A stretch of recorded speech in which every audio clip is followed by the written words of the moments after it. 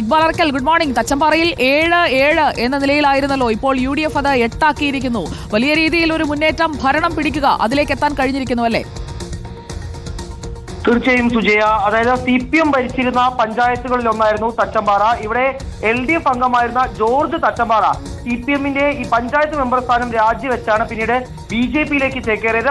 അതിനെ തുടർന്നാണ് തച്ചമ്പാറ പഞ്ചായത്തിലെ ഈ 4ാം വാർഡിൽ ഈ ഉപതെരഞ്ഞെടുപ്പ് നടക്കുകയും ചെയ്തത്. ഇപ്പോൾ ഏതായാലും സുപ്രധാനമായ ഒരു ഉപതെരഞ്ഞെടുപ്പിൽ വിജയിച്ചതോടുകൂടി തച്ചമ്പാറ പഞ്ചായത്തിന്റെ ഭരണം UDF പിടിച്ചെടുത്തിരിക്കുന്നു. UDF സ്ഥാനാർത്ഥിയായി മത്സരിച്ച അലി തെക്കേത്ത 28 വോട്ടുകളുടെ ഭൂരിപക്ഷത്തിലാണ് ഇപ്പോൾ വിജയിച്ചിരിക്കുന്നത്. ഇതോടുകൂടി തച്ചമ്പാറ പഞ്ചായത്തിലെ കക്ഷിനില എന്ന് പറയുന്നത് UDF 8, LDF 7 എന്ന രീതിയിലേക്ക് മാറിയിരിക്കുന്നു. ഇതോടുകൂടി UDF തച്ചമ്പാറ പഞ്ചായത്തിന്റെ ഭരണം പിടിച്ചെടുത്തിരിക്കുന്നു എന്നാണ് മനസ്സിലാക്കാൻ വേണ്ടി സാധിച്ചിട്ടുള്ളത്.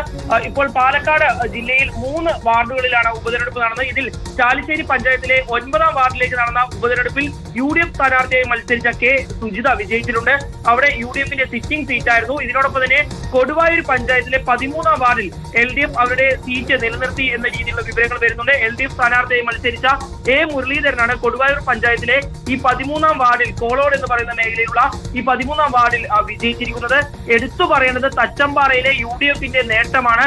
LDFന്റെ പഞ്ചായത്ത് ഭരണം അട്ടിമറിച്ചുകൊണ്ട് UDF തീർച്ചയായും ഇക്ബാൽ അറക്കൽ, 7-7 എന്ന നിലയിൽ നിന്ന് അത് 6-8 വരികയും ഭരണം പിടിക്കാൻ UDFന് കഴിയുകയും ചെയ്തിരിക്കുന്നു പാലക്കാട്ടെ തച്ചമ്പാറ പഞ്ചായത്തിൽ.